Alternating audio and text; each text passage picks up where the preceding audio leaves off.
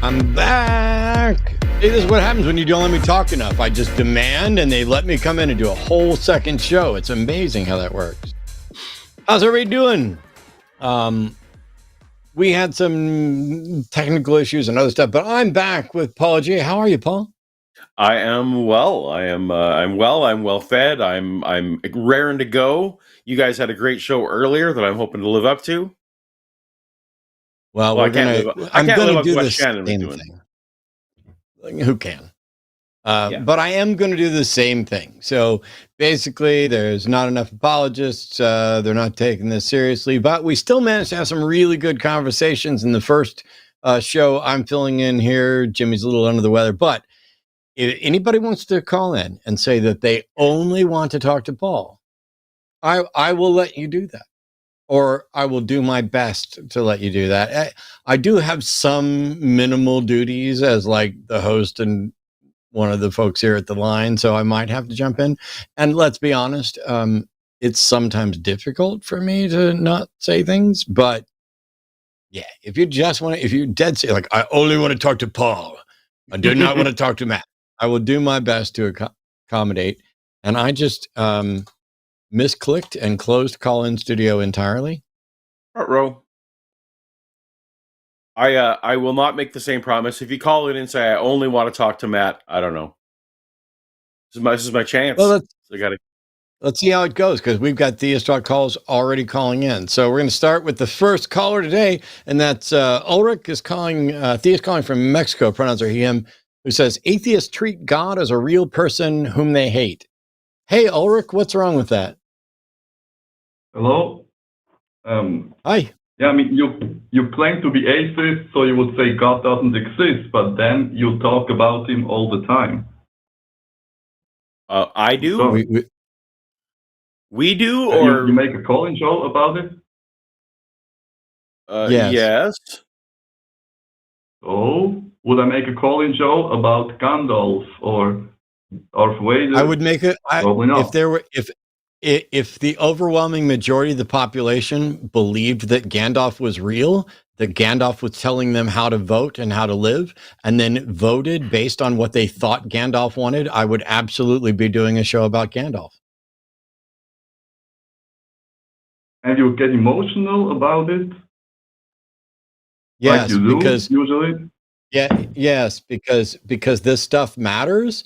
Because people are being conned into believing things that are not demonstrably true, and they are continuing to marginalize people's rights and lives based on that. Yes, it's worth getting emotional about when people suggest that, you know, when they're anti-LGBTQ, when they think that atheists aren't deserving of the same rights, you know, any number of things.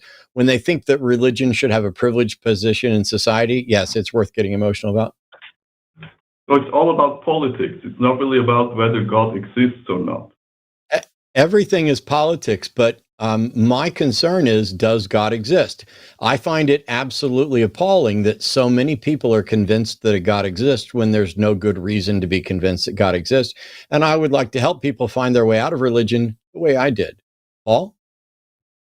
I actually, on a slightly different bent, for me, it's not about politics. I see this as my life was markedly better in a lot of ways when I was a theist, but also I realized I was making a lot of decisions based on very poor epistemology, and I view myself now as a cautionary tale for people who also are still making bad epistemological choices. And so for me, like, the politics aside, why would I not want to be passionate about helping people to make better decisions for better reasons? Or maybe you're helping them to make worse decisions. Or worse But we're reasons. not. But we're not. How do you know? Because I have better epistemology than any theist on the planet. How do you know that? That's quite I know a that statement. because I know that, yes, and it's amazing. It's because skepticism is superior to faith and gullibility. Yes, but why does skepticism lead you to think there is no God? Oh, so you agree that skepticism is the better epistemology, right? Yes. Cool. What is the skeptically sound case for a God? Skeptically sound what? Sorry? What is the skeptically sound case, argument, and evidence for a God? For example, the fine-tuning argument.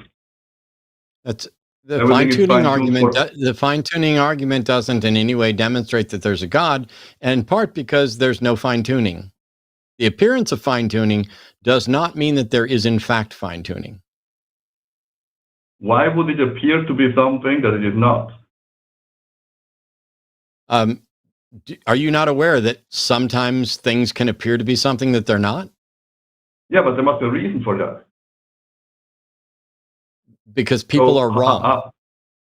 So if you have something that appears to be designed, and it might be designed or it might not be designed, then skepticism would say we need a sound epistemology to determine whether or not it's actually designed. And there's no way to demonstrate that the appearance of design in nature is in fact actually designed. Do you have a way to show it? No, but then we should tend to believe it's designed if it appears to be designed.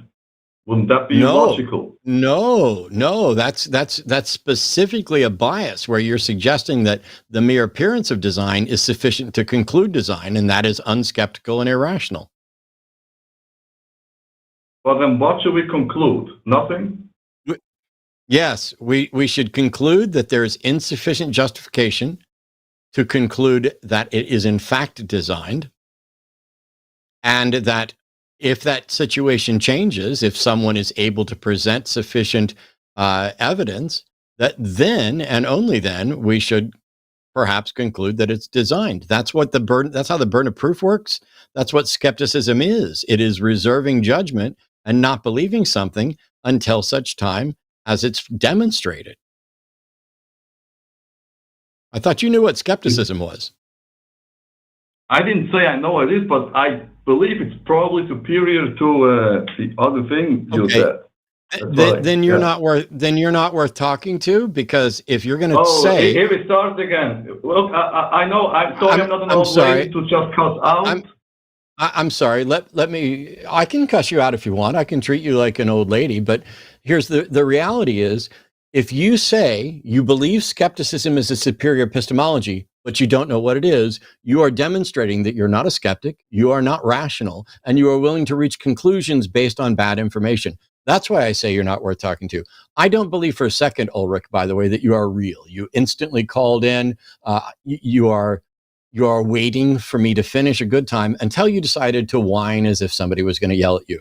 Literally nobody listening to this thinks that you are, oh, that's why you ran away, you little coward. See, I knew before we started the show, when it popped up with a web address with Ulrich from Mexico saying atheists treat God as a real person. And then your whole point was, hey, you guys do a show about something you think's fictional. Yes. Only a dishonest troll or an especially stupid person would fail to realize, especially after we say so, that what we're doing is not a show about God, but a show about God claims. We're not doing a show about merely, hey, someone believes in a God, but do they have good reason to believe in a God? And what are the consequences of that? And what are the extensions of that? This is what, when I talk about skepticism, the time to believe that there's a God is not after Ulrich runs away. It's when Ulrich presents evidence, which Ulrich cannot do.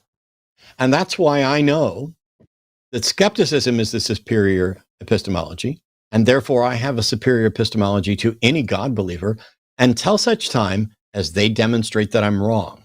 If they can come up with, by the way, if it weren't for the fact that I knew that Ulrich was a troll, that call would not have gone that way. Mm-hmm. This was absolutely a bit of fun on my part, because if you want to say, what is the best epistemology? I can say, I'm convinced that skepticism is a good grounding in epistemology, and I'm not aware of a better one. But if you have a better one, I'd be willing to consider it. And the way we figure it out is if we put your epistemology into practice and it leads us to true conclusions or seemingly true conclusions at a better rate than others, then it is the better epistemology.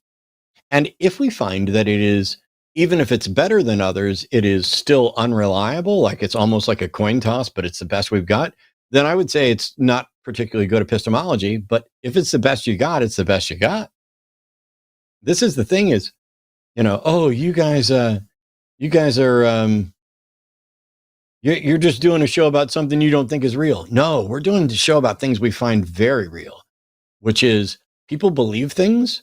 They don't always do it rationally. They don't always do it for good reasons. And then they use those beliefs to dictate what kind of lives they and other people are going to have. And when you call in to pretend like you guys are just irrational, you're doing a show about something you don't even think is real. What a waste of time that is. Well, you know what's an even bigger waste of time? Not telling your mom that you're calling into a call-in show to troll them. But let's try something better. Yeah. As we line up callers in the queue, we have a caller calling in from Canada. Wow. Jasmine, pronouns here, is calling in from Canada, who's a theist who's deconstructing. And I think it'd be great if the Canadians connected. So I'm gonna take a side seat here. Welcome to the show, Jasmine. How are you? Good, thank you. Should I start with the topic, or I guess Please I do. will? Yep. The topic is dark, and there's got to be a lot of trigger warnings with this. And I know I'm an adult. I think I know what I'm doing with this, but I came in here a couple of years ago carrying this name. This name bears some relevance. I was married to a left-wing atheist from the States, from the Bible Belt specifically. He came from, as far as I can gather, a very, very religious family. They're Southern Baptist, Zionist, fundamentalist, all that. So anyways, he came up here. I was attracted to him. He was always atheist. He what I didn't realize at the time, he was a dark triad personality. I don't know what that is. Yeah, I don't. What is dark triad? Sociopathy, antisocial personality, narcissism. That's what the dark triad is. Okay. Anyways, I don't know what attracted me to him. I eventually had an affair to him, and this is sort of where sin comes into play. We had a child. Due to the affair, I always knew that there was some sexual impropriety. Anyways, we built a family. He always wanted girlfriends, which I permitted. Eventually, there was a incident where we had arguments with regards to these girlfriends. There was a break. He ran off. Spent a bunch of money. I'm going somewhere with this eventually. Just give me a little bit of time. Anyways, it culminated into a call with the in-laws, the very religious in-laws, and that's where I found out his history. Apparently, he SA'd both his sister, and this I have to preface with I'm autistic too. He has a special needs girl. Jasmine. Jasmine, this isn't really what this show is. I know, but I think I've got to share because this is a deep, dark topic. It has to do with atheism and religion. No, it doesn't. Nothing that you've said is relevant to atheism or religion.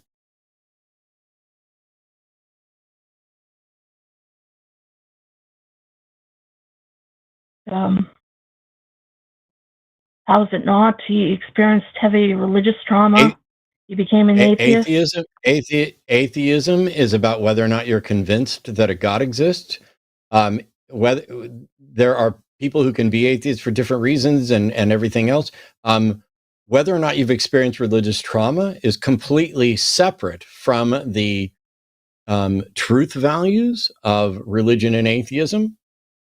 There is nothing about this individual story or any individual story that is relevant to the veracity of theism or atheism. It doesn't matter if you came across the worst, most awful human being who was an atheist or the worst, most awful human being who was a theist. None of that is relevant to theism and atheism.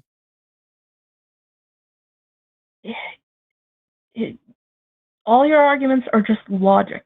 All the time logic. You never deal with the emotions of anything. That's because I care about whether or not something's... That's why... Okay, then why did you call, Jasmine, if you knew I was going to do that? I didn't quite know I was going to do that. I didn't quite know where this was going.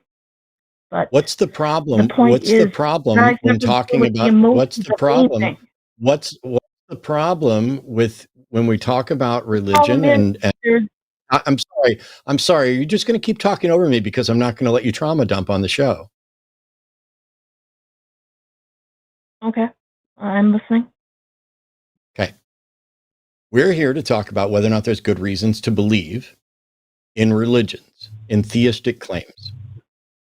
I'm genuinely sorry that you had to go through terrible things, but none of that is relevant to to theism or atheism or which one is true. We are not counselors. We are not here to do counseling, and this is not the place for that. I'd love to try and help you. And emotional views and how emotional perspectives impact things are relevant, but they're also fallacious if you're talking about when you're trying to figure out whether or not something's true. We are happy to try to help and listen, but genuinely, Jasmine, I don't mean that. I promise I'm not trying to be mean. Sitting here telling people something that you should probably be speaking to a counselor about is neither good for the show, nor you, nor us, because we have no expertise in that. I can help you in the things I can help you with, which as it turns out, is logic, which you seem to be pissed about. Yes, because at some point logic falls flat. You know, when does it fall flat? Emotion. When does it fall? When we're looking for truth, when does logic fall flat? Because it discounts emotion. What does that have to do with truth? And discount. And by the way, logic doesn't necessarily discount emotion. You can have logical discussions about emotions and things like that. But if we're looking to find out what's true, there either is a God or there's not. That is just a fact. And there's either sufficient justification to believe there's a God or there's not. That is also just a fact. Emotions do not enter into it. I'm happy to talk about emotions and emotional issues, but you're like, logic falls flat. And I'm like, where is logic failing? Because there's some things you can't logic your way out of. And that's where religion comes into play. It doesn't rely on logic necessarily. No, it's not. You need to, you need to stop just making assertions and give an example. Where does logic fail?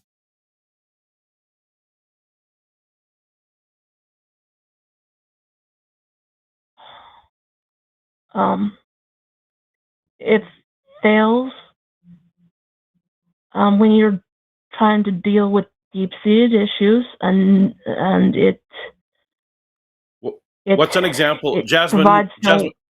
Jasmine, what's an example where being emotional is better than being rational? Because there are things you can't be rational about. Being emotional is... What's an example of something I can't be rational about?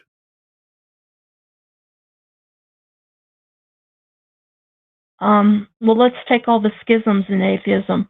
They all surrounded sexuality. Oh, first it was feminism, sexuality, then it's trans sexuality. Jasmine, are you a lying fraud?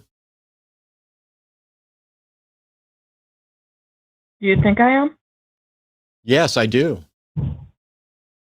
Because we're sitting here asking very simple questions, and you decided that now you would talk about the schisms in atheism and assert that they're all about sex. You know what? The various schisms that have occurred in atheist communities are sometimes about sex, but actually they're more often about money and power than they are about sex.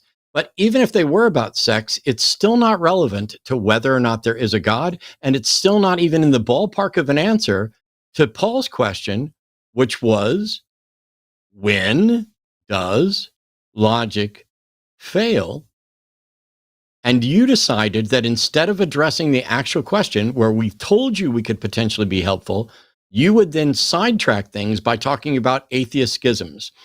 Atheist schisms have nothing to do with atheism. They have to do with organizations and people.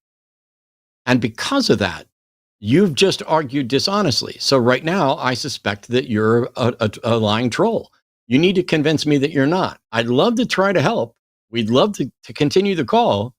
But at this point, you seem to just be like, oh, they've asked a question I either don't want to answer or can't answer. They're not going to go down the line of that I wanted to. So let me just attack atheism out of nowhere, apropos of nothing, as if anything about a schism in a community is remotely relevant. You know, how many different Christian denominations are they? And aren't they all the result of a schism? Of course. Okay. So if Christianity has schisms and Judaism has schisms and other religions have schisms, what difference does it make if atheist communities also have schisms? Because you have no better way of dealing with these kind of things than religion does. But Jasmine, I asked, what's something I can't be rational about? And you mentioned schisms. Are you saying that schisms are something that we can't be rational about? Or were you shifting topics? Well, there are things you can't be rational about. Yes, I was waiting for an example, and you said schisms. Is schisms the answer to the question, or was that a topic change? The schisms is an answer to the question. So we can't talk rationally. We can't be rational about schisms. You think it can be rational about? I mean, there's so much divide. Can you be rational about, especially since Matt, your partner's transgender? Can you be rational about that? I mean, I've seen atheists call in and be completely irrational. I have some backing in biology. I'm so hang on, I'm really confused. You're saying my partner's trans, and you're asking if I can be rational about that. Yes.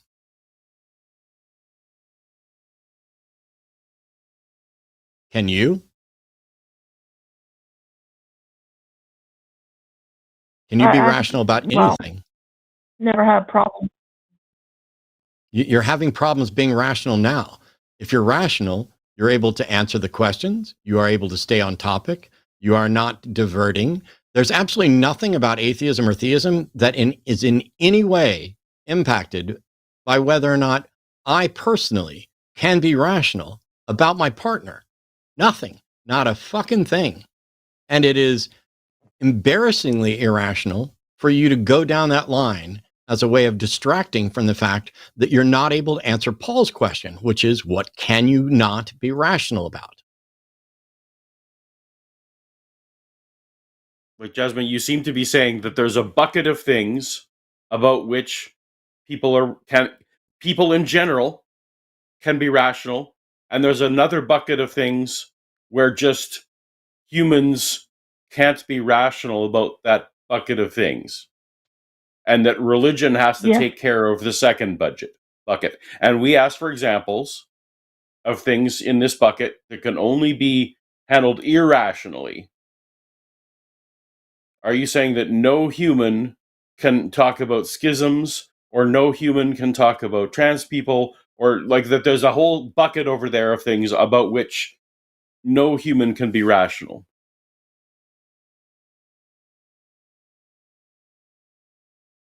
Not completely, no. There's the whole bucket, as you put it.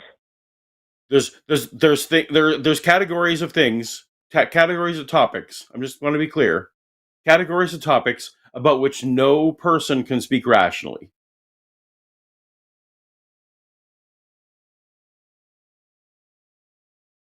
When it comes down to it, it goes down to our lower brain, our subconscious.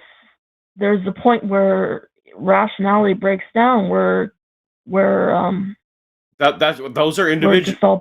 Jasmine, those are individuals, and individual people at individual times will break down, and we all have flaws and limitations or whatever.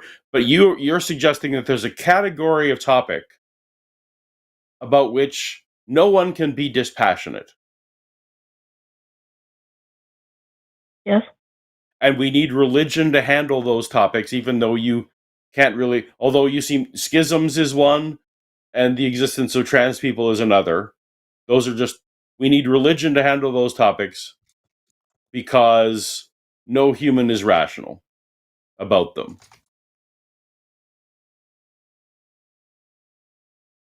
I'm not saying that religion is an answer. Believe me, it's not. But okay, are you simultaneously saying that religion is entirely based on emotion and not rationality? For the most part, yes. So in your view, religion is what? Some kind of bubble to wrap around? I guess I can't even picture how that's going to work. So religion is just making decisions based upon our own emotions, or is religion? I thought most religions were like rules and guidelines. I don't recall in my Christian days anyone saying, you know what, go do what you feel like doing. Go act on your impulses and emotions. That's not the brand of Christianity that I dealt with. I always thought it was supposed to be the opposite. And enlighten me about how I would still love I guess trans people and schisms are the things. And how does religion handle those topics better than rationality?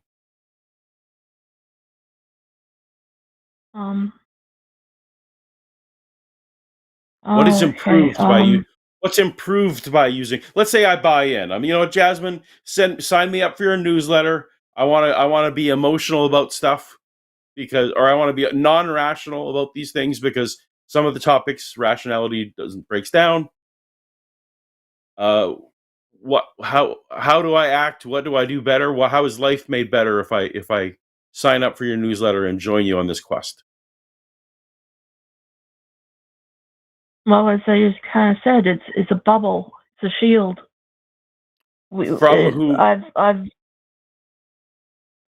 So it safeguards people from unsafe topics?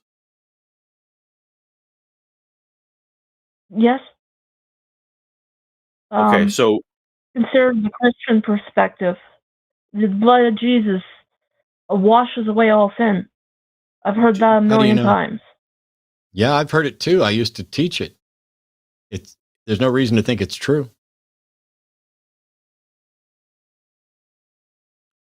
Do you believe Jesus taught that we should not act rationally?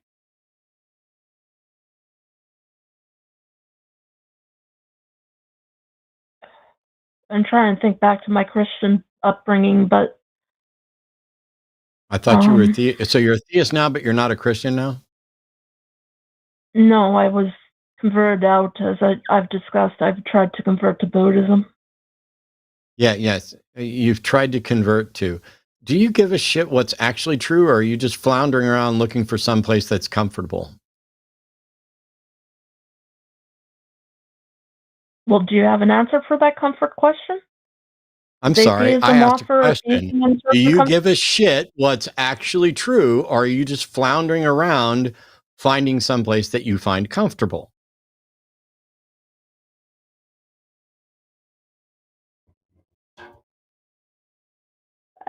Even the arguments for God eventually, because it's something no one can know at this point. It all breaks down Okay. there. I'm sorry. I don't want to just say you're obviously a fraud, but I just asked you a question about whether or not you care about truth. And your response was the arguments for God, everything breaks down at some point. It's like we're not even speaking the same language, and you have seemingly almost no capacity to actually honestly engage with the questions we're asking. They're difficult questions. And Well, like I said, this is then not dealing with maybe you know rationality. what happens? You know what happens when somebody asks me a difficult question? I say, "Huh, that's a difficult question. I don't know if I have an answer to that. Let me go off and think about it," rather than let me deflect and pretend like I've addressed it when I haven't. So, what reason do you have to think that any God exists?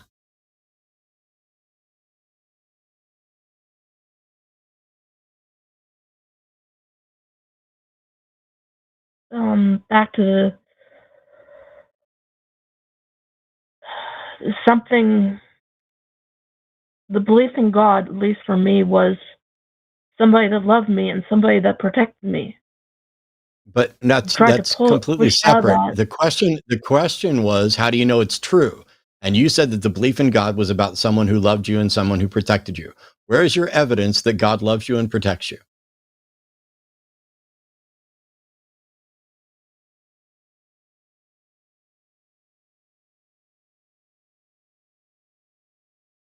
Um,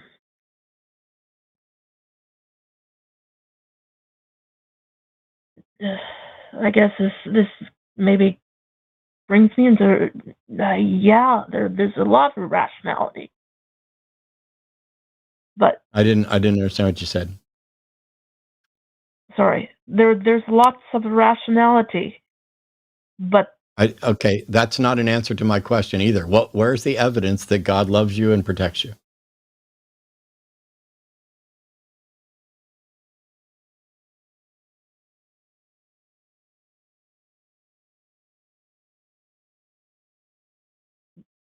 pregnant pause. But Well, it better produce a baby or we're going to move on.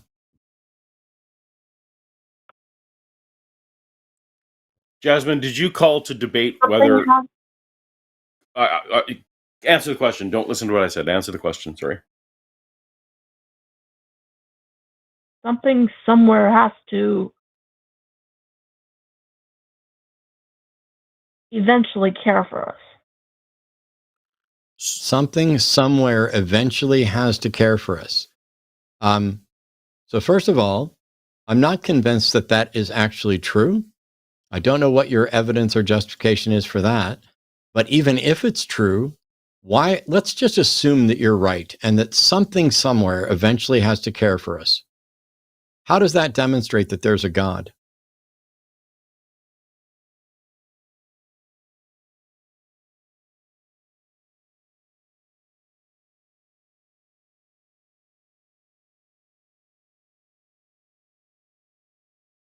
Um,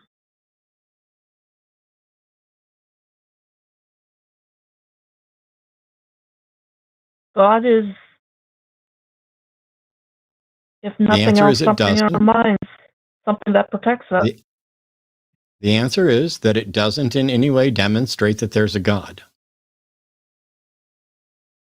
Even Jasmine, if we agreed that something must eventually, somehow, some way, love us, that does not in any way demonstrate that a God exists, right?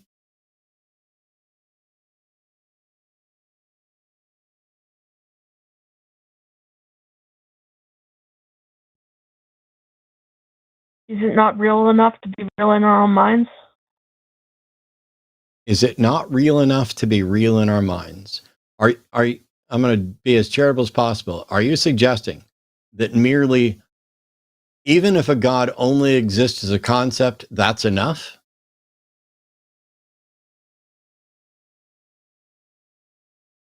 Yes. So how is it the case that someone eventually must love us? Does a concept love us and protect us?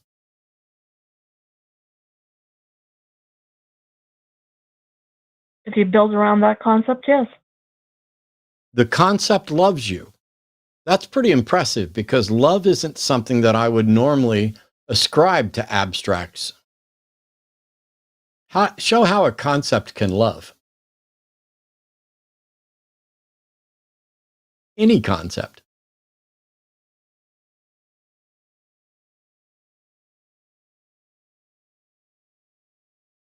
Because you formulate around it. Okay. Jasmine, it seems like if I'm taking you at face value, that you are someone who has been through a lot of hurt and a lot of pain, a lot of turmoil, and at this point in your life, just very much need help and affirmation, and a lot of, and all of us do at varying degrees all the time. So that's not to say anything negative at all. And what perhaps what you wanted to be able to say seemed to be that, in your view, atheism doesn't offer comfort.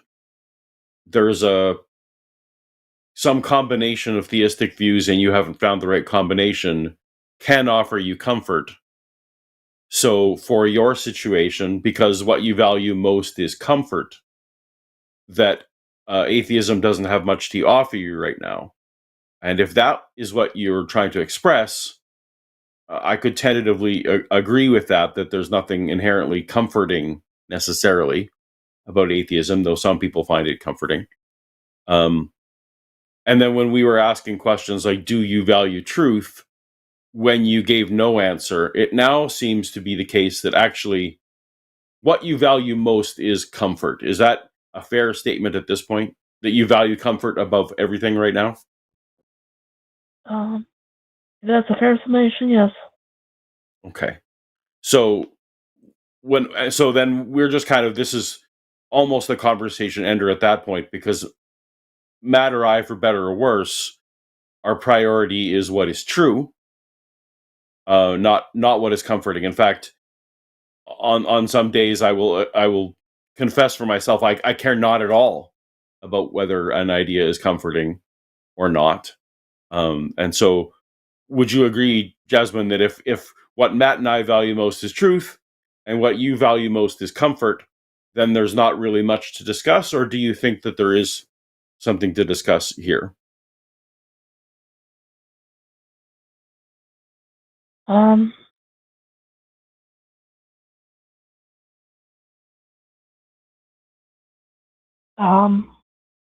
Again, I find atheism has no answers, no answers that satisfy me. Whether it's true or not, Jasmine. It's Jasmine. Atheism isn't supposed to have any answers, and atheism isn't and can't be true. Atheism is the position of not accepting theism. It isn't a worldview. It doesn't tell you anything at all about life. It seems that you might be looking for answers in atheism that it cannot supply, doesn't intend to supply, and maybe you should look into things like secular humanism.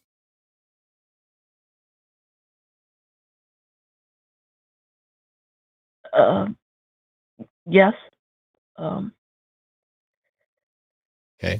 So why are you calling in again after bouncing from one version of theism to maybe I'm going to try on Buddhism to all these things to kind of trash talk atheism for something it's not supposed to? It's like saying the theory of evolution doesn't explain to me why I like the color pink. It's not supposed to. So why on earth would you try to fault something for something it's not supposed to be doing? Or for failing to do something it's not supposed to do?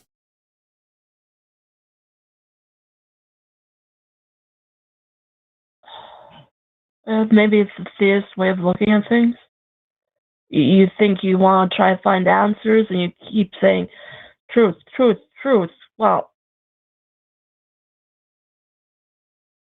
where are the answers? Okay. Do you understand there are things that we don't currently have the answers to, and that there are also some things that we'll never have the answers to? Maybe yes. I don't know. Okay. Maybe yes. Yes. Yes. Yes. Okay. So if there are things that we're never going to have the answer to, how can you fault something that's not supposed to have the answers for not having the answers before you know if there's even answers to be had? Like, why is there something rather than nothing?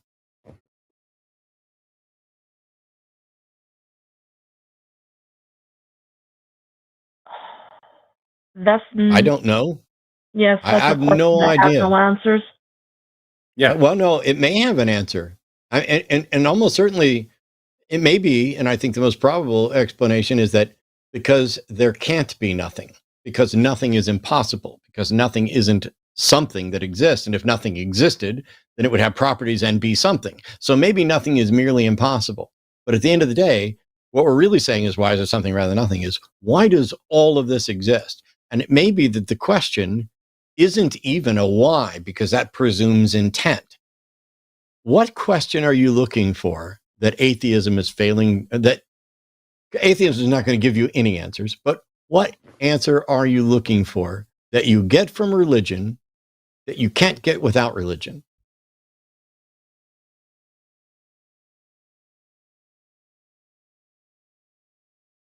It puts up a framework, even a flawed or maybe untrue framework, but it puts up a framework where you can try to sort of start to comprehend things. And there are things that you can't comprehend. Jasmine, I asked a question. The question was, what question are you looking for an answer to that you can only get from religion?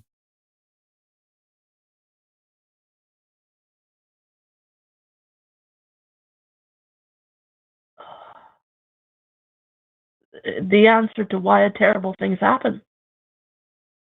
Because they do. No, it maybe not true. Not true, but it's a framework to try to comprehend things. And atheism offers no framework whatsoever. Yes, correct. Atheism offers no framework. You know what else it doesn't offer? Fucking ice cream. Why are you criticizing something for something it's not offering something it's not supposed to offer? Meanwhile, what answer does religion offer you, and how do you know it's true?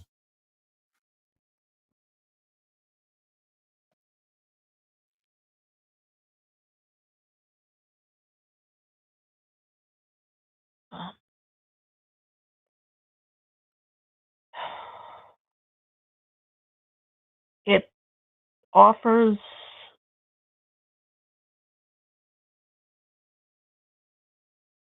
Go ahead, say framework. What was distilled down from our forefathers. It's not a good answer. It's not a great answer. It may not even be true. Jasmine, it's an answer, Jasmine. The question was, what answer does religion give you to that question, and how do you know it's true? You just said it gives us the answer passed down from our forefathers. First of all, that's not an answer, and it didn't answer whether or not it was true. I think the end of her answer was she didn't care if it was true. I believe I heard at the end there. Is that true? You don't care if it's true? I think it has to communicate some truths. Our forefathers, ancestors, whatever, must have knew something. Do you think? So what's the question we're trying to answer again? Why do bad things happen? Yes. Okay. Yeah. And The you think question of the evil, I hang guess. on, hang on. So the question you're looking for an answer for is why do bad things happen? And you're willing to go with the answer that was passed down from our forefathers, even though there are lots of answers from lots of forefathers, and you don't care whether or not it's true, right?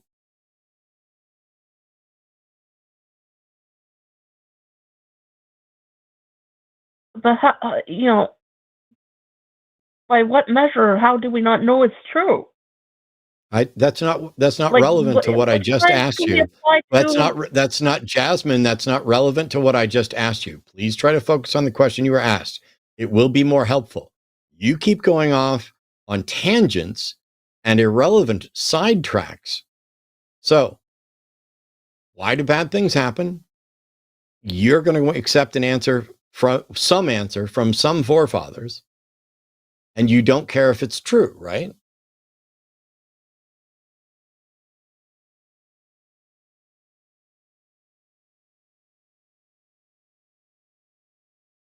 I can only retort back with, how do we know? I don't know. I'm sorry, Jasmine, but I'm sorry, Jasmine, but that's not even in the fucking ballpark of an answer to my question. That you don't get to ask, how do we know? If I'm asking you, do you care if it's true?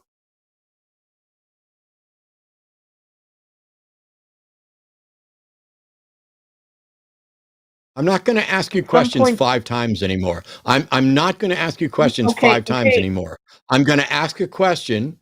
I'm going to give you a chance to answer it. If you deflect, I'm going to try one more time. And then I'll probably stop and let Paul see if Paul can do it.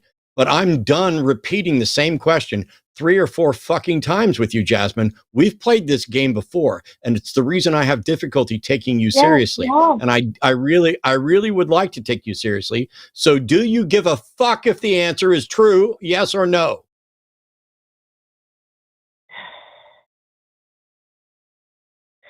Yes, at some point. At some point, I need to comprehend things. What an embarrassing answer. Yes, at some point. At what point do you care if it's true?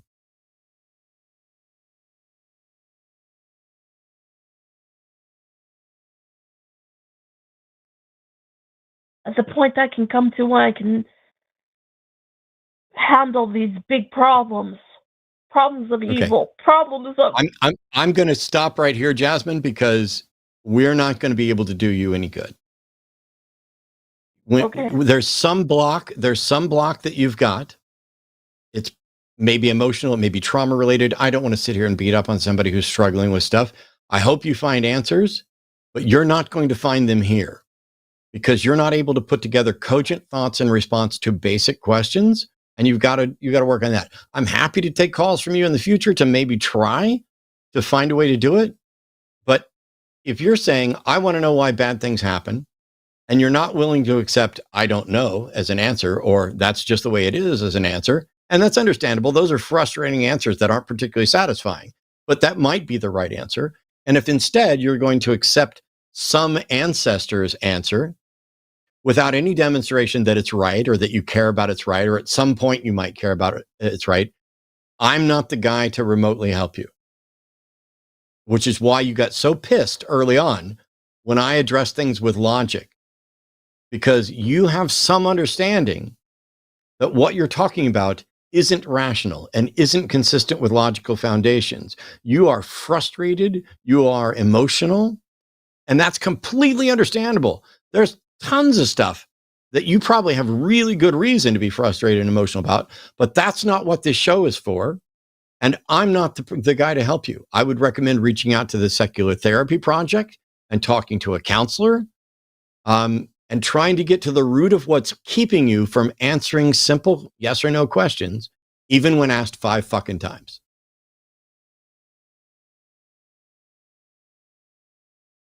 Yes, I strongly recommend RFR, if nothing else.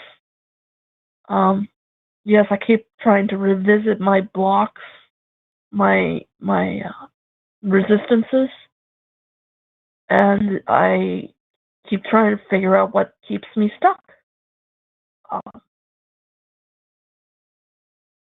some point, you have to deal you should with keep doing that. That's a good thing to do. You should keep doing that. But if you just call in to because if we look at this, I don't want to go through everything we talked about and everything in all the calls, and you're trying on Buddhism and all this other stuff. And so you called in and it says, your problem with atheism is that your atheist ex was abusive. That's not a problem with atheism. Yes. At all. There's nothing about atheism there that just because you knew somebody. Look, that would be like saying, I have a problem with dudes with beards because my ex was abusive and he had a beard. I can genuinely understand a trauma reaction to having an aversion to something like that. But what I'm pointing out is that while you might have that trauma aversion, that doesn't make it rational, and it isn't relevant to atheism as a whole, just like it isn't relevant to beards as a whole. And so if you keep calling in to be like, oh, atheism doesn't give me answers, it's not supposed to. As a matter of fact, secular humanism may not give you answers to a number of things. Secular humanism can be a guiding tool for moral questions and how we should best live our lives, and what sort of ways we should work to treat each other. All of those are functions of secular humanism, but they're separate from atheism. And all I care about when it comes to religions are the claims they make true? And if the answer is yes, then I want to know. And if the answer is anything other than yes, whether the answer is no, I don't know, we can't know, who knows, we'll never know, all of those answers mean that religion, by definition, it is irrational to accept. And I have no interest in accepting irrational claims. And I have no interest in being irrational if I can avoid it. We're all going to be irrational about something at some point. But you went and, oh, Matt just wants to be logical. And can Matt be rational about his partner? And you are in defense mode. And I need you to get out of that before we can have another conversation.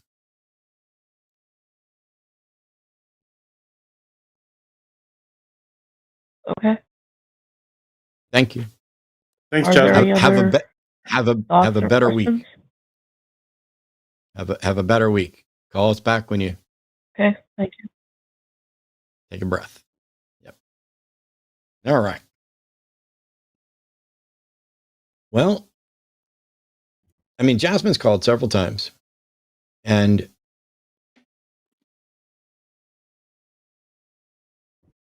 it's a fine line of confusion. And, I know enough to know that I'm not the best person in a lot of situations to deal with people who are in that particular state of mind. I can muddle through enough to at least stop it, but it also, we're skirting the line of what is irresponsible. How far down a path do you go with someone who is clearly suffering, not cogent, and so defensive that they can't even answer a question? I don't think that Jasmine is trolling in the way that some people are, but it's not dramatically different from the standpoint of the show, at least until we can find some way to connect on, hey, do we at least care about truth, or how would we go about finding it? Because if all you're going to do is say, well, atheism doesn't do it right. Atheism doesn't do anything. Matt doesn't do it right. That's a fact. Well, this should be fun. John John's a theist from Arizona. Pronouns are he, him. Believes in Trump, God, and Israel. I believe in Trump. Hey, how you doing? I'm okay. We're all right for now. Yeah, this is all my personal opinion. Yeah, I believe in Then I don't need to. Then I don't need to know. If you're calling in just to give your personal opinions on stuff, it's useless to me. Well, what do you want to talk about? I can talk to you about why I believe in God, or I can talk to you about President Trump or Israel or whatever you'd like. Tell us why you believe in God. Actually, let me ask this. Do you think we should believe in God? Like, are your reasons sufficient that we should accept them? I used to be more agnostic and atheist, so it's tough. So, maybe I can convince you, but if I can't, that's okay. I could be wrong. No, the question. I'm sorry. The question, John, was go ahead, Matt. Yeah, the question was, do you think that your reasons should convince us, not that they would? Yes, I do. Cool. Okay. Go for it. Okay, I believe in a Gnosticism, a Manichaeanism, a spirit world that Set, or Lucifer, controls the material world. Therefore, I believe in God, and I want to be on the side of God who is good. And I would point to you to, if we could talk about I'm sorry. Michael Aquino. I'm sorry, John. I'm sorry, John. I mean, you've called several times. We've done this once before as well. I asked No, I've never what spoken. reason. Okay, it says here that you called November 17th. That was Monday. So you've called just not when I'm. You called in just not when I'm here. Well, I've never talked to anybody. I called in once, but I waited a while, so I just disconnected. I've never talked to you all. Okay. Now I have so deconstruction zone on TikTok. Go ahead. Sure. Go ahead. So the question was, what reason do you have for believing in God that you think should also convince us? It wasn't, hey, are you a Manichaeist Gnostic? Because that doesn't give me a reason to believe.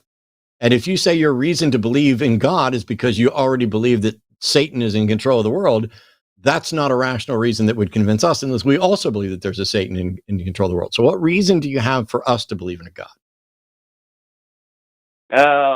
I was convinced by Michael Aquino, Aleister Crowley, Anton LaVey, Helena Blavatsky, Albert Pike.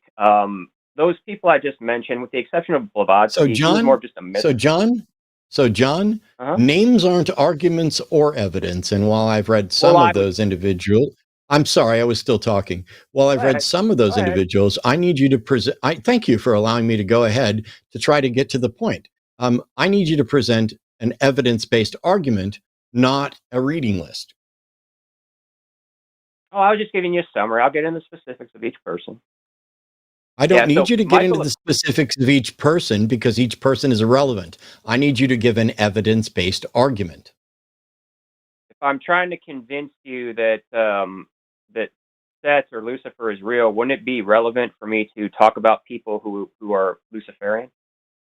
No, it wouldn't at all. I'm sorry that you have a fundamental misunderstanding about the burden of proof and the nature of evidence. But Seth is either in control of this world, whether anybody knows it or thinks it or not. And if he's not, it doesn't matter who thinks or knows it. And if he is, it doesn't matter who thinks or knows it. Instead, we need an evidence-based argument for the claim, not a list of people who believe the claim. Because I couldn't possibly give a fuck who believed it, or I want to know what the argument is and the evidence. And this is, by the way, I'm not going to keep doing this dance with you, John. I need you to give the evidence-based argument and not just a reading list or a rattling off of your opinions or whatever else. So look, if you don't want to hear a description of each person, I won't bother with it. Okay, let me mute you, because this is incredibly difficult. And we're rapidly approaching the point where I think you're a fraudulent troll. And I don't like doing that. So I'm going to step back, because I was very explicit in what I needed you to do. I don't need preamble. I don't need disclaimers. I don't need book reports. I don't need a reading list. I don't need you to tell me what you're not going to do.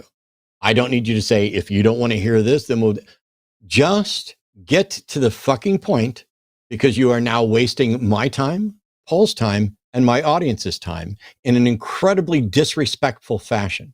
So I'm going to take you off mute, and I'm going to let you explain to Paul the evidence-based argument that shows that Seth is in charge of the world. Here we go. Welcome back, John, everybody. John's now on with Paul. John's going to give you an evidence-based argument to believe in the devil.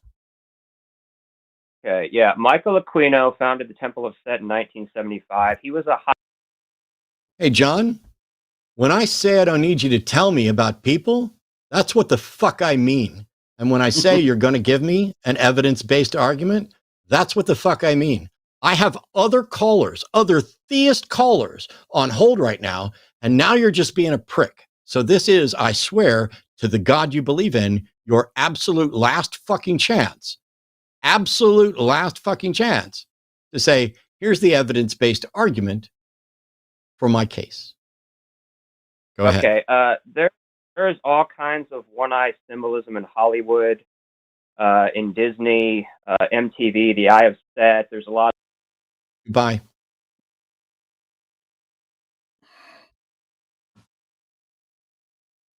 How sad. Yeah. Hey, man, I got a dollar bill here. It's got like the one-eyed Illuminati symbol on it. That must be proof that Seth is controlling this world. Look. Wow. That's it. Satan is my Lord and Master. That's why I wouldn't take your call. I'm a fraud. I'm here on behalf of Satan, and I will not let you talk about evil, about my dark Lord. With your, oh my God, there was an eye symbol somewhere. If you're that, I don't know. If you're, this is frustrating. I mean, really, the best that was ever going to get us, if that had continued, was that, okay, let's say a lot of people believe it. Like, are we doing show of hands? Because that's all that it shows, right? Is that powerful people who are able to place symbols in front of people believe it. So, cool. A lot of people believe in Christianity. A lot of people believe in Islam. We could just do a show of hands, I guess. Yeah, I don't know. It's really weird because when I say an evidence-based argument and you start with an appeal to popularity and then you go an appeal to authority, and then when I tell you I don't need any of that, you come back to a veiled argument from popularity that this notion of Seth being in control of the world is so popular that we see symbols all over Hollywood and all kinds of stuff. Yeah, I see all kinds of stuff in Hollywood. It doesn't mean vampires are real. It doesn't mean the Illuminati is real. It doesn't.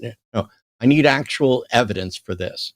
If you're serious, please seek help because you do not have a clue about what a rational argument is. I suspect, though, that you're not serious. But, I've been wrong before. Let's see if I'm wrong this time. Matter of fact, I'm going to back up a bit. Andrew's calling from New Jersey. Andrew's called a few times. And Andrew's a theist, pronouns are him, who says he will demonstrate how atheists are not rational. Okay, Andrew, welcome. How you doing, Matt? I'm pretty good. I do have a question, though. Yeah. When you say atheists aren't rational, do you mean all atheists? Not all. I should say not all. So some atheists are rational, and when you say rational, I'm assuming we can agree no person is perfectly rational, right? That I have no idea. Do we have any reason to think that there is any perfect thinker? Like, isn't it almost certainly the case that everyone is capable of being irrational? Yeah, I guess so. Yeah. Cool. I'm almost done. I just got a couple quick questions, and then you can take off like a bat out of hell. If atheists are irrational, does that tell you anything at all about atheism? Well, not the atheist I should say not the atheist concept in and of itself, but a lot of No. Okay. beliefs No. Thank you for answering the question. So even if atheists are irrational, that doesn't tell you anything at all about whether or not atheism is the correct position to have. And since Christians and Muslims and Hindus, and they can all be irrational too, and that doesn't tell you anything at all about whether or not theism or atheism is correct, right? Yeah. Cool. The floor is now yours. I don't need you to demonstrate that atheists are rational because we've already established that. So what would you like to address? Oh well, well, I wanted to address. Okay, your, your whole thing is about. Is your whole thing you and well, I forgot the other guy name. What's his name? Paul. We spoke last Monday. Oh, Paul. Oh, Paul. Okay, Paul. Yeah. Um, you said it's that you and Paul, y'all about rationality, correct? I think. Yes, we strive to be rational. We recognize that we're going to fail on occasion, but that's a personal thing. We might both be very irrational and just unaware of it. I don't know what that's relevant to. Well, because not all secularists, but I just hear I hear a lot of secularists say that religious people are irrational. Not saying that they all think that, Andrew, but pretty. Andrew, I don't care what other people say. Paul and I are the ones that are here, and Paul and I are looking for someone to demonstrate a good reason for us to believe in a God. Do you have that, or did you just call it a whine? Whine about what? About atheists saying things you don't like that aren't relevant to whether or not there's a God. Well, yeah, I think there's a good reason for believing in a God. Cool. Let's have it. I think creation is a good reason for believing somebody created it. I think that creation is a good reason to believe that something was created as well. The thing is, we don't get to call something a creation until we show that it's been created. You don't just get to assume it. Why not? I'm sorry. Never mind. Go ahead, Paul. I'm not dealing with people who think that it's okay just to assume things and that fucking makes it true or rational. So, Andrew, what you just pitched was that if you're just going to assume, and I'm also assuming, so tell me if I'm wrong, that you're talking about the cosmos, you're talking about our universe, you're talking about matter and energy, you're talking about all things that the material world, you want to label that as a creation, or am I correct in assuming that that's what you mean when you say creation? Yeah. Okay. And Matt asked in a roundabout way, how do we know that that's a creation? Or I guess Matt more said, why are you assuming it's a creation? But your answer essentially is, I'm assuming myself, Andrew, and for no better reason than my own assumption, I'm assuming that the material realm is a creation. Is that accurate or inaccurate? Yeah. So that's right. Yeah. That's it. So you, Andrew, are taking the material realm as being a creation as an assumption, and then because you've presupposed something without a better reason, you're concluding a creator. Do you spot any problems with that logic? Well, what better reason do I need? Well, do you care about what's true, Andrew? Yeah. Okay. And what do you have do you have a working definition of truth that you like to go with?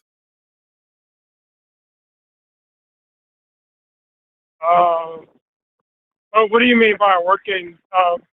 Well, when I say truth, go ahead. Things that exist. That's what I say. I guess things that exist. That's what things that exist. So to you, things that exist is synonymous with truth? Yeah, I would say so. Yeah. Okay. Andrew, when I say truth, what I mean is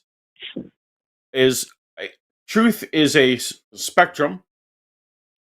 It is the extent to which a proposition conforms to reality as adjudicated by predictive power. Does that make any sense to you? What do you mean by reality? What I mean by reality is, that's a great question. Reality is what we live in, the universe around us. And when I say adjudicated by predictive power, that is what tests whether something conforms to reality. So if I want to say there's a door in front of me, a test of that is for me to walk through and to see if I hit a wall or if I go into the next room. So that would help me adjudicate whether something conforms to reality or not. So I don't disagree that reality has something to do with whether or not something exists. But would you agree that truth applies to concepts or propositions, right? Truth doesn't apply to a cat. It's not like a cat is true, but the truth would apply to me saying that is a cat. Like truth is really only applied at that level. Do you agree? Yeah, I agree. It's a little confusing, but I agree. Okay. I agree. So now let's rewind all the way back. You said, what better reason do I need to accept that the material realm is creation, other than whether just your own instinct that that's the case, and that can't be tested. So, but then I juxtapose that with truth, right? Truth has testable. Wait, you said it can't be. You said it can't be tested. No, truth generally is adjudicated again by predictive power. Predictive power applies to how well you can. That is a test, right? That's a making a falsifiable claim. And if you want to say that the universe, just by your own gut feel and your own idea that that's sufficient, is a creation, and you said, what better realm is there to do that? I was trying to kind of get to, well, anything that has falsification or anything that makes predictions that we can test, that would be a superior way to know that the earth is created, right? Like, just on the faces of it, epistemologically, my own gut instinct versus testable predictions is kind of generally going to get you better answers, right?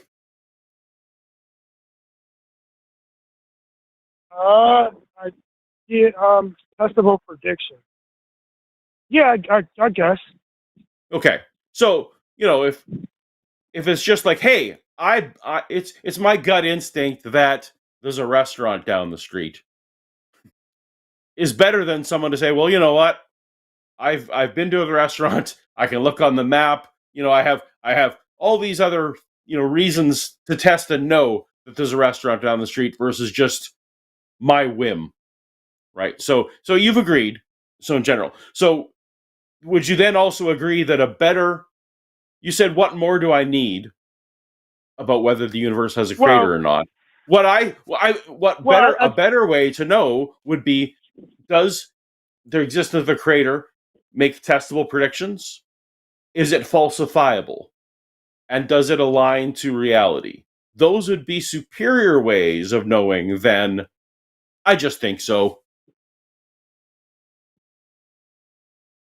Well, what if you said, I don't know if religious people going on gut feeling. They usually go based on the Bible, or maybe I'm not talking about religious person. Andrew, I'm not talking about religious people. We asked you. Matt asked you, how do you know it's a creation? And you said, I think so. What better reason do I need? And so the Bible tells us. The Bible tells us. I wish I'm not in my normal office, so I don't have my "so for the Bible tells me so" mug that I held up last time we spoke. Okay. So now your answer is it's not, your answer isn't any longer that it's just your own gut feeling and what's the better way to do it. It's that the Bible tells you so. So now would you agree we're now shifting this whole conversation to the reliability of the Bible? No, I didn't say my gut feeling. I just said, what else could there be? That's what I said. I didn't say a gut feeling specific. You basically did, but I'm happy to be corrected. You seem to correct that now let's start afresh. What is the reason that you want to say that the material realm is a creation? Is it the Bible? Is it your gut instinct, or is it option 3 something else? It's the Bible. Okay. So then you would agree that to proceed in this conversation, we would no longer be talking about anything else other than whether the Bible's reliable. Right? Because you've put the Bible ahead of God even. Right? Or natural science or anything. You're saying the Bible tells me so. So can we just agree that going forth now we're talking about Bible reliability? Unless you wanted more like other examples on why I think you just want the Bible. Well, no, because I only want the Bible because you are telling me that is the primary reason that you think that the material realm is a creation. Am I wrong about that? No, I didn't say primary. I just said that the Bible tells us. What is the primary reason that you think the material realm is a creation? God. God is not really. Did God tell you? God is a noun, and not. So you'll have to help me. God. What about God? Makes you think the material realm is a noun. creation? He's a. Oh, he tells us in the Bible. So okay. Did we? You just told me 30 seconds ago that the Bible is not your primary reason for believing this. Are we back to now that the Bible is your primary reason for believing this? No, it's not the primary reason. What is the primary reason you think that the material realm, and I'm sorry to raise my voice, what is the primary reason that you think the material realm is a creation? God is the primary reason. God isn't a big. Do you understand how God isn't a reason isn't an answer? So God told me so is an answer to that question.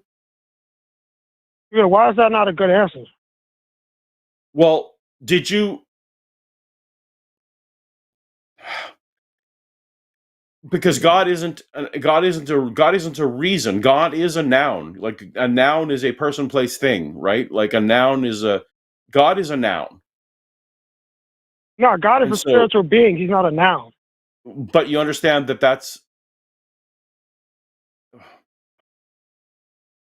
it's a noun. It's a thing. God isn't. I don't want to debate grammar with you, Andrew. But God is not an. No, I'm not debating grammar. I'm debating. Let's just agree that God is not an action. Hey, Andrew. Yes, Matt. Are you saying that you believe existence is a creation because you think God created it? Yeah. What makes you think God created it? Oh, because he says so in the scripture. Okay. What's the scripture? That God created the heavens and the earth, the Bible. Okay. So you're talking about Genesis, right? Yeah. Okay. Why should we think that Genesis is God telling us that he created the earth instead of someone merely claiming that God created the earth?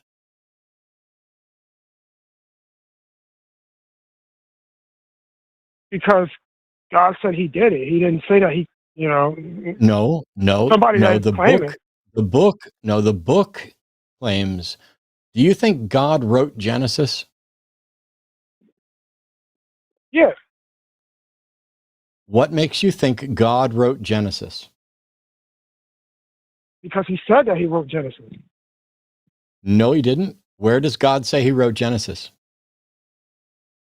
Well, it was men inspired by the Holy Spirit that wrote the book of Genesis. Okay. Andrew, I am exercising more patience than anyone in the history of the world, because you have now called 35 fucking times, and every single time we ask the basic questions and you lie and you lie and you lie and you lie. I just How is it a asked lie? you. How is it a lie? I'm getting, just wait a minute and I will tell you how it's a lie. It may be that you're just incredibly confused and you do not understand what you're doing. So I asked why you think that God created the universe, and you said because he said so. Where did he say so? In the Bible. Do you think God wrote the Bible? Yes. Where does it say he wrote the Bible? Well, it doesn't. Men wrote it. So who wrote Genesis, God or man? God used men to write the Bible. Okay, that's not an option, but let's just say God. Oh, Why I'll not? just go with it. It's not, because I only gave you two options. Either God wrote the Bible or man wrote the Bible. They can't both have written the Bible. But what you're saying is men wrote the Bible, but they wrote it with God's instruction, right? Yes. How do we know that they wrote it with God's instruction? We know because it says it in the Bible. No, we don't know that. You believe that because you're a gullible fool. If I show you a note that Demonstrate it. says, I have been demonstrating it, you're just not bright enough to get it. If I show you a note that says, Prove it. Paul, I am proving it if you'd stop talking. Do you want me to mute you, Andrew? Interrupt me one more fucking time.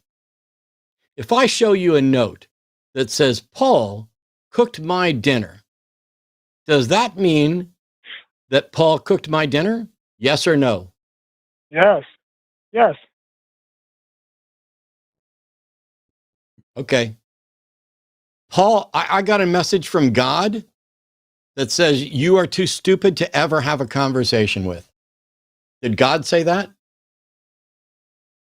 See, now you're a liar. I asked you a question. Do you understand what a fucking hypothetical is? And You then following it literally up lied. with, I literally did not lie. I literally did not lie. That is a lie. Prove I lied. Prove That's a I lie. lied. You Prove said I lied. you said that Prove I God lied. said you said that God said I was an idiot. Yes. Proof that I'm he didn't. saying I'm making a claim. I'm sorry you're too stupid for this. I genuinely am. I'm saying if I were to say to you that God said you're too stupid to have a conversation with, does that mean that God actually said that? It's called a hypothetical, dumbass. And you ran away. And you should run away. Absolutely, you should not put up with being sat there and called stupid, even though it's absolutely, completely fucking true. You have called 35 fucking times, and every single one of them is a monumental waste of energy and language and everything, because nobody learns a thing, especially you. Nobody in the audience learns anything. You are the prime example of exactly what's wrong with fucking call-in shows right fucking now. Because you're either dishonest as fuck, which maybe, or you're stupid as fuck, which maybe, and we have no way of telling which one. And so we sit here patiently asking you, is it this? Yes. Is it this? Yes. And then when we get to the point where it shows the problem, all of a sudden, well, it's not that, it's this. It's not that, it's this. Andrew, I am genuinely sorry. I'm not sorry I called you stupid. I'm sorry that you are stupid. You are either incredibly stupid or incredibly dishonest, but every conversation with you is absolutely nothing but a waste of time. You are beyond hope. We are all dumber for having spent any time engaging with you through 35 calls, because you do not either grasp the very basics of logic, including when somebody's making a hypothetical, when someone is pointing out a circular argument or what's wrong with it, and you went right with, hey, it's okay to just assume. Okay, I'm going to assume, because I would like to maintain some hope in the future of humanity. I'm going to assume that this is some weird comedy bit that you're doing. Because I'd rather not live in a world peopled with people as stupid as you, or peopled with people as dishonest as you. So I'm going to hope that you are engaged in some sort of comedy thing, and maybe you're putting together clips out there. Maybe you're trying to get moments. Look, I got Dillahunty to rage. Yes, you did. Congratulations. Despite having said, you even got Paul to rage for a very brief moment there. I hope it makes you feel better. Is Andrew our incel virgin friend who has bad thoughts about women and doesn't want a girlfriend? Maybe he's like Andrew Tate and thinks that having a girlfriend is gay. I'm pretty sure that yes. Okay. Yeah. Well, by the way, thanks, Lux. Hey, so we have no other calls, which is exactly why we were allowing, or one of the reasons we were allowing Andrew to go on. And as I said in chat, you guys were stuck with Andrew until we got another call, or until Paul or I snapped. Congratulations. It was me. And you know what? Like, genuinely, I'm at peace about it. I try not to lose it. I'm trying to do better on a number of things. I'm not remotely sorry. I'm not remotely sorry for calling him stupid. I'm not remotely sorry because I just cannot believe that this is real. And until he can demonstrate it's real, I'm not interested. But you cannot falsify. You can't falsify the idea, Matt, that God told you that Andrew was stupid. Maybe God did tell you that Andrew was stupid. You just don't know. It could be. Maybe, you know how you get like a thought that bubbles up and you're not quite sure exactly how you got there. It's just like an overwhelming screaming. Maybe that was God in my head. Yeah. In which case, that's still bad news for Andrew, I guess. But Andrew is both in desperate need of getting laid and should never get laid by anybody ever. It is the paradox. We had somebody calling in that I was really looking forward to talking to, that wanted to talk about the Monty Hall problem as it might relate to religion. And unfortunately, they hung up. I don't know if Andrew ran them off or what. But let's do this. We did 90 minutes. And for those of you who aren't aware, those books and things behind Paul are here at my house. I'm very fortunate. I'm fortunate for a lot of things. I'm fortunate that I have friends visiting. I'm fortunate that I have people who work hard to do this show. Today is Stephanie, our call screener's 72nd birthday. So huge. I think it's 72nd. Huge birthday, and a huge thank you to Steph for doing that. We're incredibly grateful for all the hard work. We are also grateful that I hope that Jimmy gets to feeling better. And I'm grateful to Lux. It's producing right now and did not harass me or send me messages as I blew up, even though absolutely Lux would have been 100% right to say, take it down a slight notch, because this motherfucker has called 35 times. And in 35 times, I have yet to hear 4 sentences that I thought were worth listening to. And that's not just, oh, Matt's a snob and blah, blah, blah, you know, whatever. It is, there's no way to have a conversation with people who won't answer questions. And there's no way to have a conversation with people who change their answers as a matter of convenience because they were too slow to see that they were walking right up to the edge.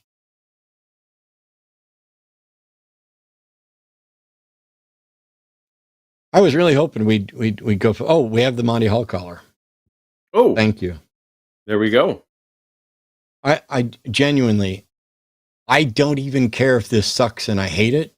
I guarantee you, even if this is a bullshit waste of, it's better than Andrew. So here we go. Final caller for tonight, unless we get an actual theist that calls in while we're talking.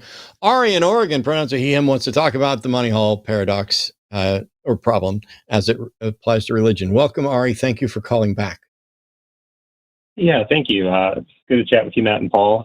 You guys have both been a huge help in my my getting out of religion for the past 15, 20 years. So little thanks to you.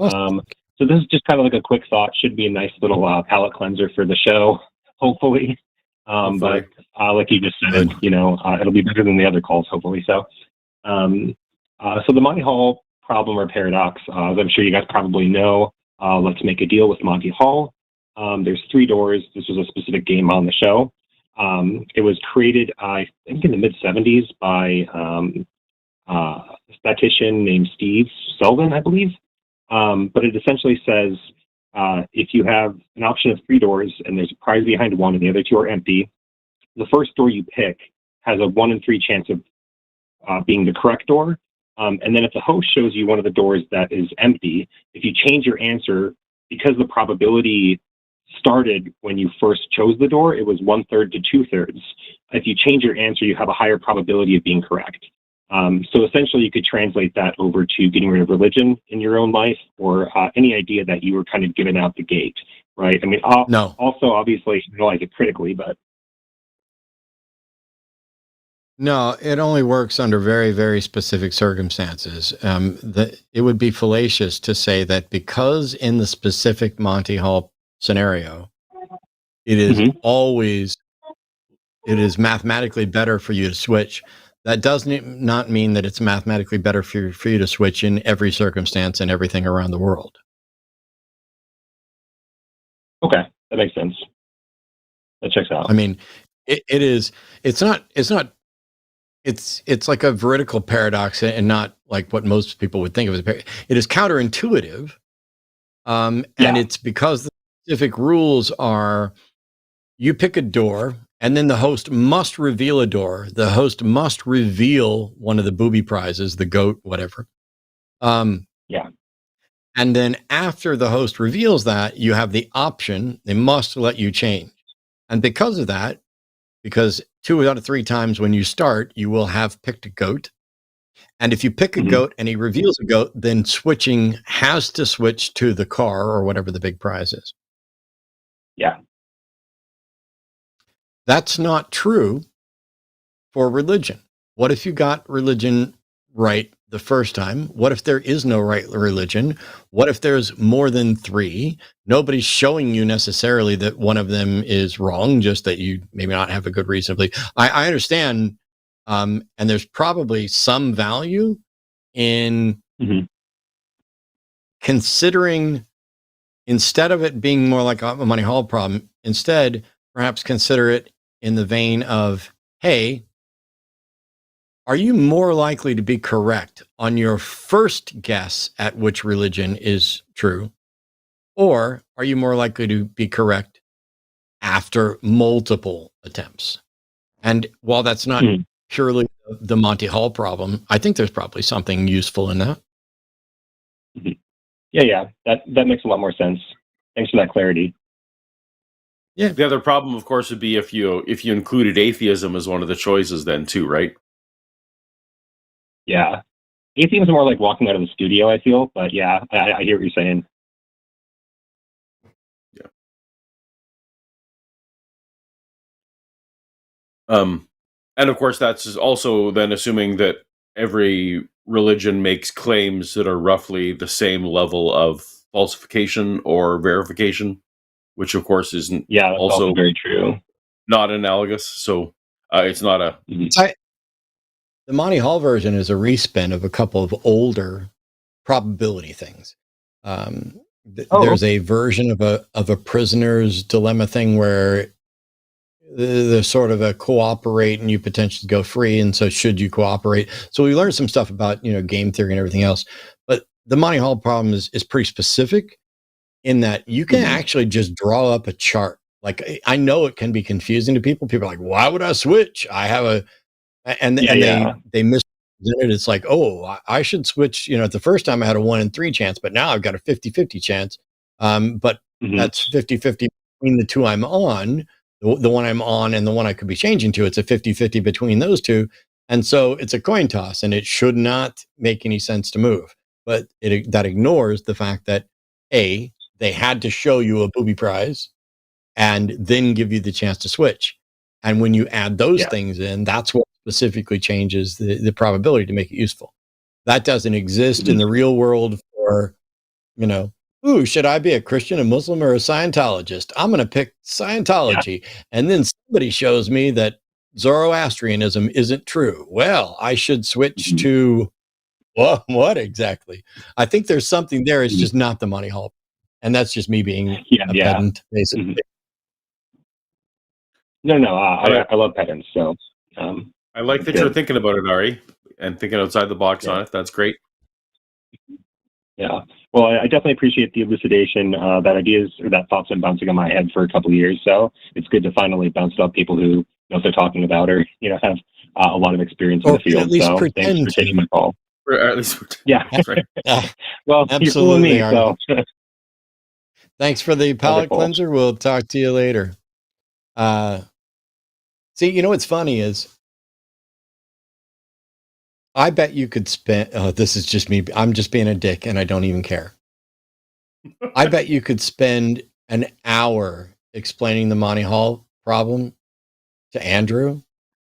And at the end of the hour, ask him to describe the problem, not even what the right answer is, just describe the problem. And not only would you not get a description of the problem, you're more likely to get something closer to Purple Monkey dishwasher than you are a description of the problem. I hope it's comedy. About 3/4 of the way through, he'd say, "Wait, what do you mean by door?" Wait, we just talked about this before. Anyway,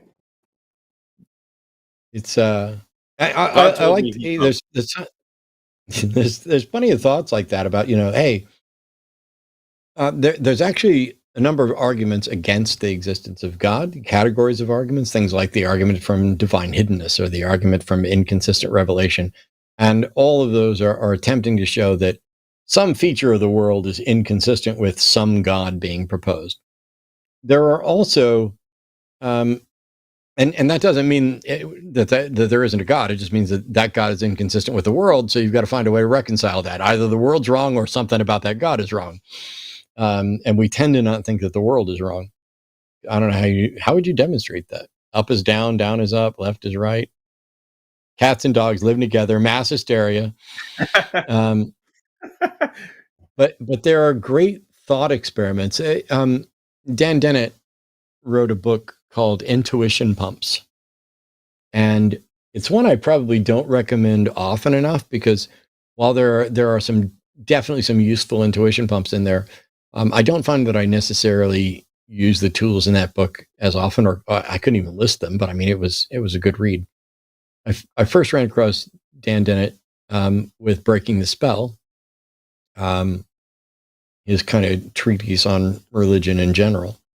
And then I went back and read things like Elbow Room, The Varieties of Free Will Worth Wanting, and The Mind's Eye, the letter I, about the self, and the Cartesian theater of the mind and all this stuff.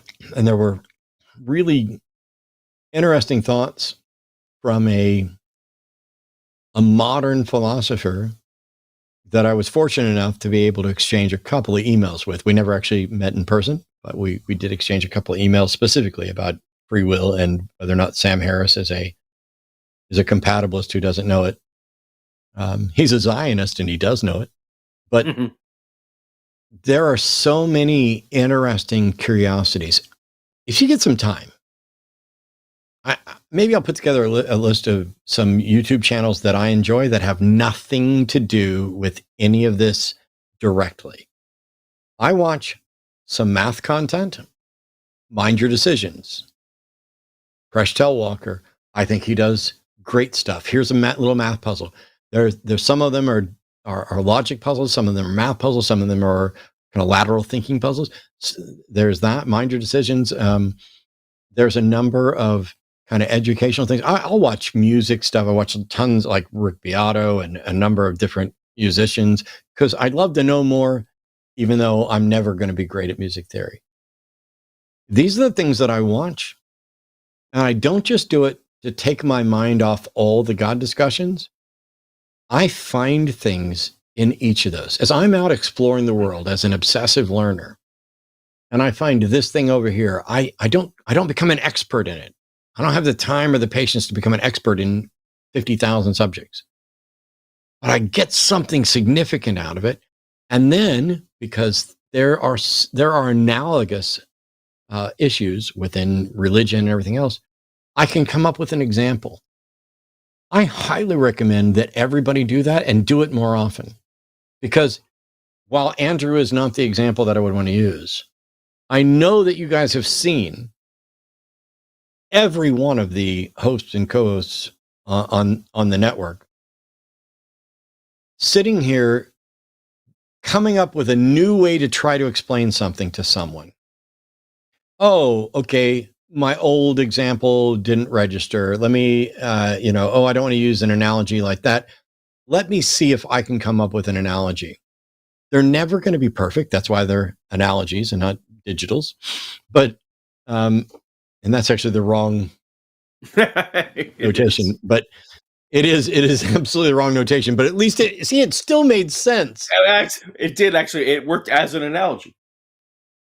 Analog and digital. Yeah, I don't know what the hell my brain was. Anyway, I used to joke that I have no expertise in anything. If I'm good at anything, it's taking complex topics and making them approachable to other people, because I had to do that for me to understand them. I'm an autodidactic polymath. I'm self-taught goober in a number of different things.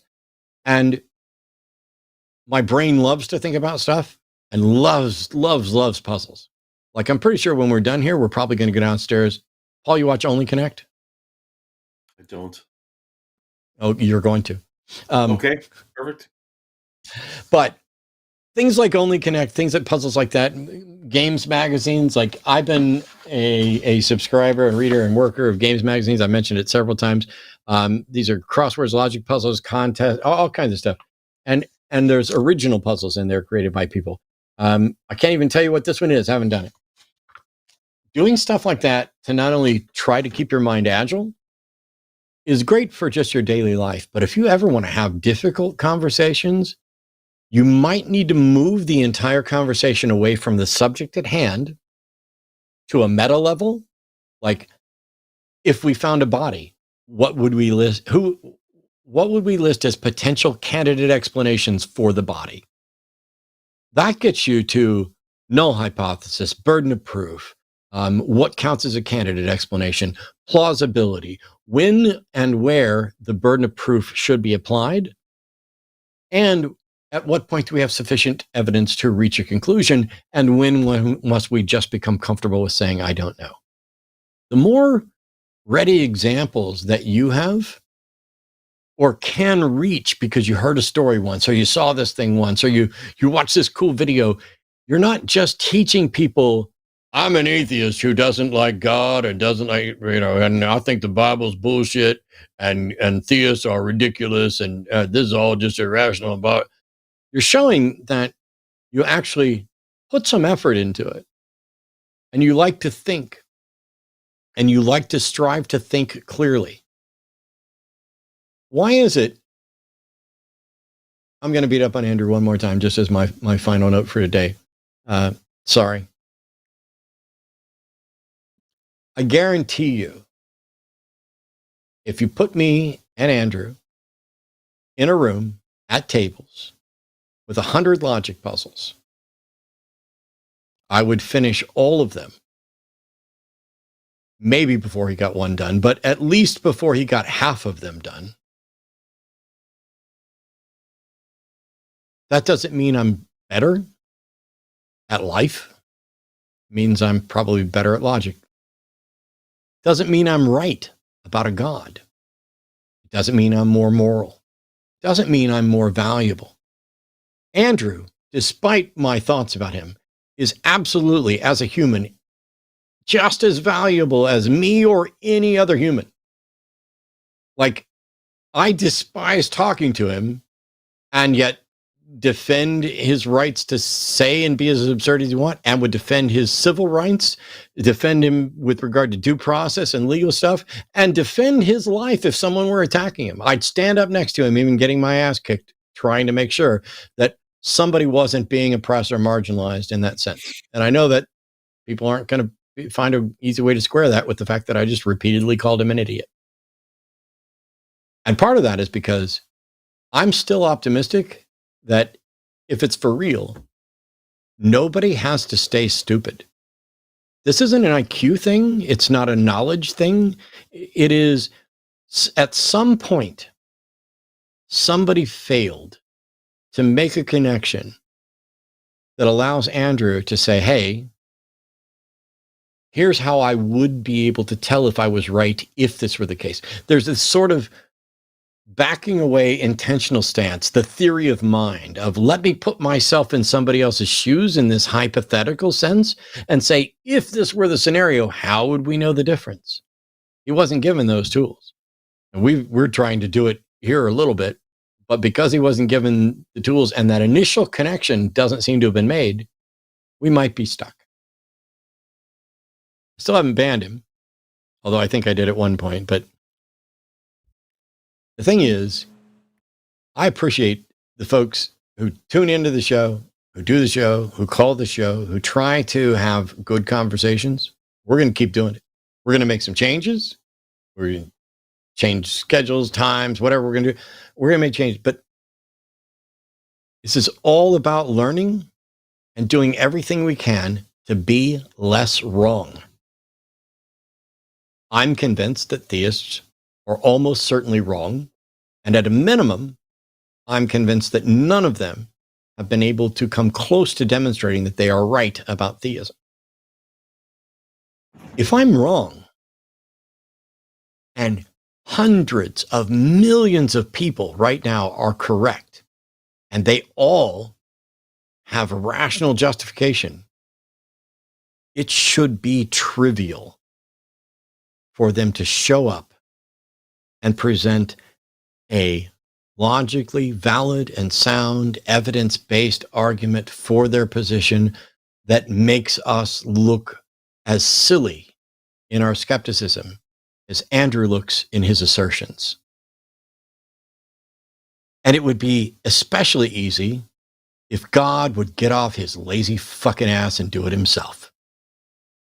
Instead, I just keep beating up on a fictional God and claiming victory. I guess I'll keep doing that. Paul, what's going on? Okay, you did say. Oh, we do? Yeah. But I did close the lines. And if you just want to answer that real quick, it's up to you. Yes. Hey, Tim's calling from New York. Tim's a deist, pronouns are he, him, says, would the line ever have a theist host? No. Hi, Tim. Yeah, I just wanted to hear your explanation for why. Because I don't need a theist host. Will we have theist guests on? Sure. And there are theists who are also in favor of church-state separation and, are largely secular. I would never knowingly have a theist host a show on here. Would I have theists on as guests? Yeah. Would I have a theist co-host? Yeah, actually, I toyed with the idea of having Than on at one point. But, that ship has sailed. It is, there's tons of theist content. I don't need a theist here to debunk theism with me. I need theists to call in and defend it. Maybe if there was ever a theist that did a good enough job defending theism, maybe we just turn the show over to them because they've convinced us. But until then, no, I don't need a theist host. Can I ask you just one or two more questions? Sure. By the way, I'm not in charge of who's a host. I'm in charge of who's a host on my show, not on the Hang Up, not on Sunday shows. So if Jimmy decides someday, loses his fucking mind and wants a theist host, Jimmy can do that. I'll leave, but Jimmy can do that. So that's a joke. You consider yourself, from what I've heard from you, you consider yourself a strong atheist now, but maybe at one point you weren't. I'm a strong atheist. I'm a strong atheist depending on definitions, and not a strong atheist in an absolute sense. Like, I have no way of evaluating every possible God claim to determine which ones are plausible or real. But what I can say is that the various God claims that I've evaluated have not met their burden of proof.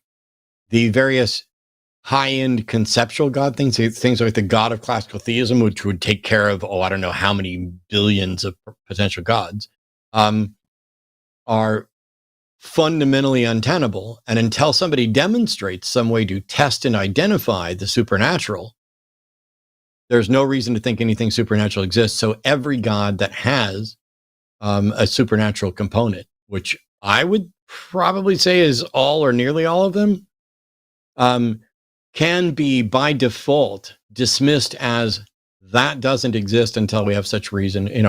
All my positions are tentative. Even my strong atheism is tentative. Just show the evidence. Mm-hmm. So I tend to think in numbers. So is there any way you could give me like a percentage? Are you 99.9% certain there's not a God? Sure. I can't give you numbers. I can't quantify it, but I'm supremely confident that there is no God for countless reasons, not the least of which is that nobody's proposed a God that is of any use, that is consistent with the facts of reality. Then you have divine hiddenness is a huge problem. The argument from inconsistent revelation. I'm pretty confident that there isn't a God, not the least of which is, if there is a God, why hasn't it come after me? I mean, if there is a God, it's an irrelevant God that doesn't care whether or not I believe, doesn't care whether or not anybody knows it exists. It is a useless God. Because I would give you the same answer for confidence if you're qualifying it as gods who interact with the universe. If it's gods that don't interact with the universe, I couldn't. 1%, like, I don't know. Yeah, who knows? So you said a God that doesn't interact with the universe. You'd put where? My confidence that there's a God that doesn't interact with the universe. I mean, that was kind of joking. I mean, I'm still untestable. It's untested. Propositions. It's a divide by zero problem at that point, I guess. It's under. So if there's a God that does not manifest in the universe in any detectable way, its existence is fundamentally identical, logically identical to its non-existence from our perspective. And so if something is logically identical, existent and non-existent from our perspective, then both conclusions are rational. But the better conclusion is the one that Paul just said, which is it's kind of like a divide by zero. It's kind of undefined. We have, are you convinced of something nobody could possibly be convinced of? Because, so for example, I see it list you as a deist. Deism is especially ridiculous because a deistic God, by definition, does not interact with reality in any detectable way. So what possible justification could someone have for believing they've detected the undetectable? Well, I would just say I believe in a providential deism. Right, you but want that's me to explain that, or do you know what that is?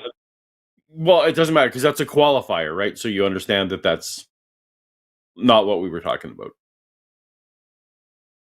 You believe you're advocating for something like Spinoza's God, where it's providence, where it is nature itself and the laws of nature and blah blah blah. That's not the same deism I was talking about. But yes, I see no justification for considering nature divine. Well, personally, I believe that there's a goal in mind, but that was programmed into the what's the goal and what mind is it in? I have a goal in mind. But what goal are you talking about and what mind is it in? I didn't say mind. But You literally goal, said I'm you not believe. entirely. You literally said you believe there is a goal in mind. Okay, yeah. So, what is the goal, and which mind is it in?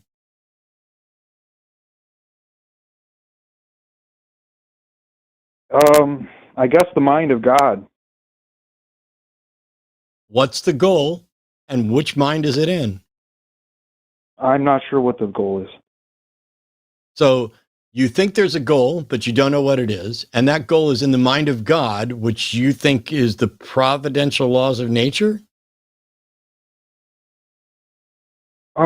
That's not a mind. As far as providential deism would just mean you don't think that God interacts currently in the world, but when he Where's or the demonstration that it's created a mind? it. Where's the demonstration that there's a mind, or that a mind created anything in the universe? Well, I think you'd have to have a mind to create something with, purposefully. I agree. I also think you'd have to have a mind to have a goal. All those things are intent. Those things are about agency. But you're now saying that you think there's a goal in the mind of the creator that created everything. So you've gone from just deism to, I think there's a creator who has a goal. And you don't know what the goal is, and you have no way of demonstrating that there's a creator, a mind, or an agent who even has a goal in that sense. Is it comforting to believe in things while acknowledging that you cannot possibly have a good reason? Well, when I look at what's around me and the story that seemed to be weaved, it looks like there was agency or purpose in that to me. What story is being weaved? Humanity and the one that we're seeing play out. So when you look around at the universe, at patterns changing and consciousness, you think it was intended by a creator. Why?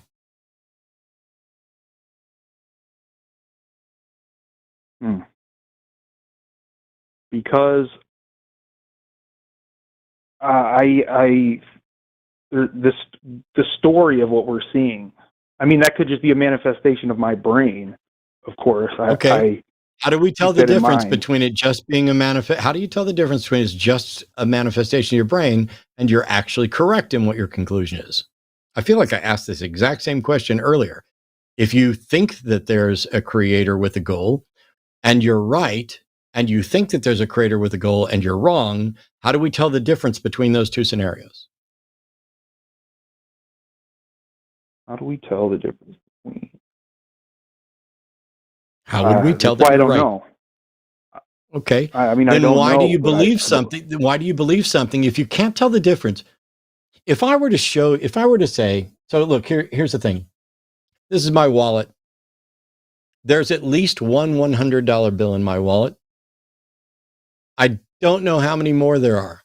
Do you know how many more there are? Of course not. Do you believe there are 4? I have no strong opinion. I have no strong indicator. Okay.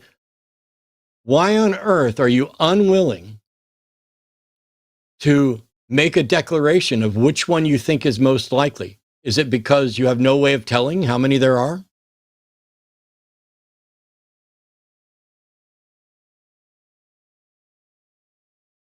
I'm sorry. Can you ask that question one more time? I couldn't hear you. You said you don't know how many of those bills are in my wallet, and I'm saying, are you saying you're unwilling to say how many there are because you have no access to a plausible conclusion to determine how many there are? Yeah, that seems to make sense. Yeah. So why is it you're comfortable making a statement about a creator when you have no plausible access to reach a conclusion about it? You just acknowledge you have no way of telling if you're right, which is exactly the same as if you were to say there's 3 $100 bills in my wallet, you'd have no way of telling that you're right. Actually, you would have a way because we could open it and check, and there's not. But so in this case, there's a way to move forward and test it. But in the absence of your actual ability to test it, you're unwilling to make a statement about what the likely answer is. And yet when it comes to something beyond the scope of reality entirely, you're willing to say you're convinced there's an agent behind it, even though you admit you have no way to test it. Why are you okay believing something that you acknowledge could be right or wrong? You have no way of determining which one of those two is more likely.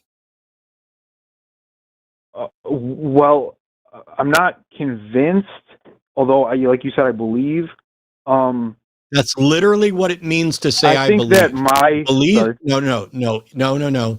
Belief is literally the state of being convinced that a proposition is true or likely true. So you cannot say you believe it and then say you're not convinced, because now we're no longer speaking the same language. Are you convinced that there's a God?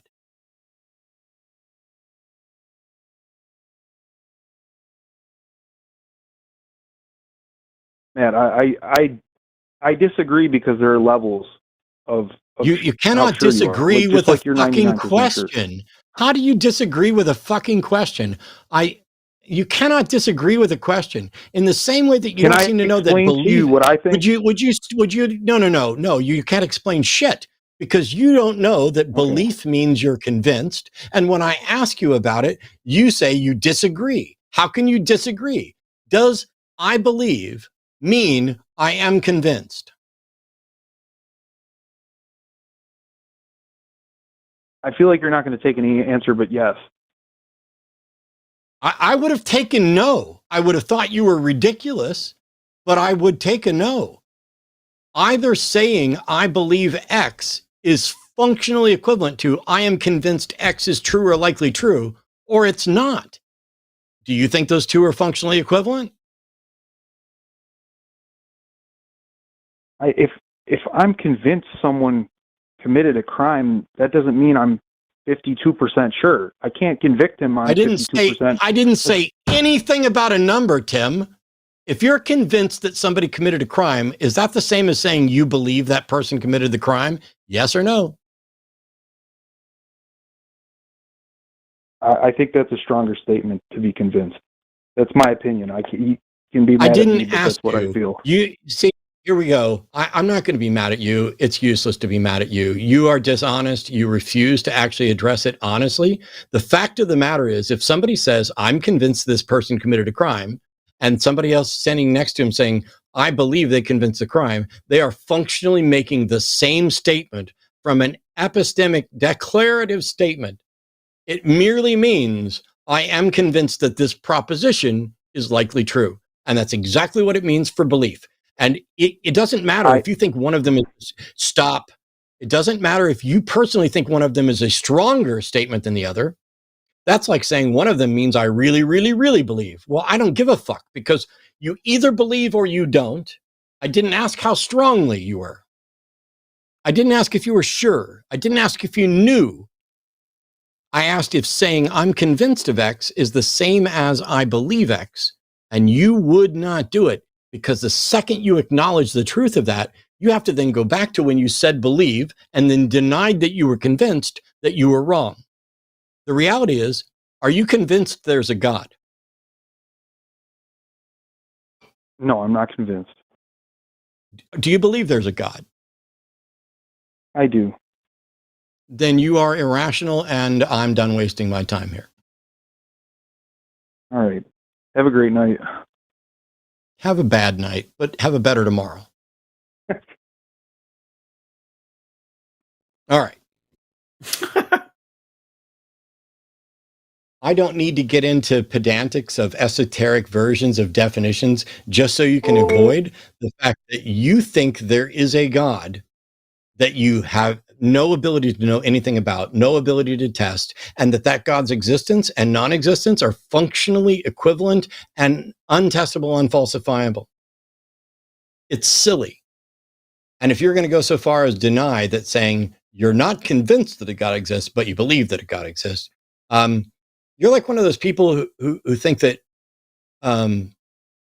beliefs don't matter, but knowledge matter. No, beliefs matter. Belief is the state of being convinced, and we act in accordance with our belief. We don't wait until we have knowledge. Knowledge isn't even particularly well defined. In philosophical circles, you have justified true belief, which has loads of problems with all aspects of that. And my contention is that when people say they know something, that functionally they are expressing a confidence level in a belief. And that's why, for me, the definition of knowledge that I would use is knowledge is a belief held to such a high degree of confidence that it would be worldview altering to discover it's wrong. That's the level of confidence people are expressing most of the time when they say, I know that I know that I know that I know. Anyway, Paul, what do you got going on? Where do people find you? You can find me on the YouTubes at Paulogia. And I do scripted videos over on that channel, and occasionally here on the line, and occasionally hanging out with Matt. Sweet. That's my favorite part. It's been a long time. It's been ages since we did this. I am sorry, everybody, that I did two shows. I know you would have rather seen, well, maybe not Jimmy, but you would have rather seen somebody else, and I filled in. But you know what? I get to do what I want when I get to hang out with my friends, and as long as my boss says I can. In the meantime, is that louder than normal? It's wild. Patreon.com/calltheline and linemerch.com. Tune in for all the other things going on here. Like and subscribe as well. It does genuinely help. And find better people who know this stuff better to call in and defend it. See you later.